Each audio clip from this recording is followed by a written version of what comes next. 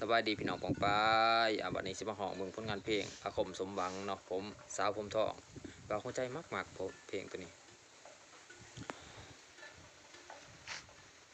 ผมดำน้องสร้างมาทำให้มันดอนบางคนก็แด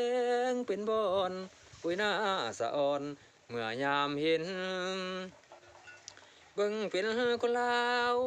แก้มขาวๆเนื้อเย็นเส้นผมสีดำบ่เคยเห็นเนื้อกว่าเป็นคนต่างแดนผมดำน้องยอมสีทองแบบเมืองนอกเบิ่งแล้วว่างามอยู่ดอกแต่มันออกตามลาบ้านเขายามน้องเว้าจาก็เป็นภาษาแบบลาวๆน้องอย่าลงงัวเมา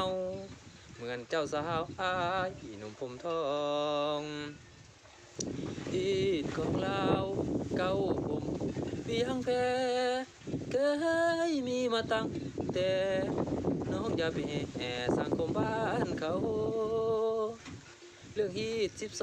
12ของ14ประเพณีเฮาแม้นแต่ของกินกับข้าวยังมีลาบเท่าปนปลาดุกนาผมดำอ้ายว่ามันงามเป็นหนึ่งเบิ่งแล้วงามซาบซึ้งใจลำพึงเสน่ห์มาแหงเฮาเป็นคนลาวน้องแก้วตาอย่าลงสีแสงน้องอย่าไปลงผมแดงน้องลาคำแพงอย่าลืมผมดำ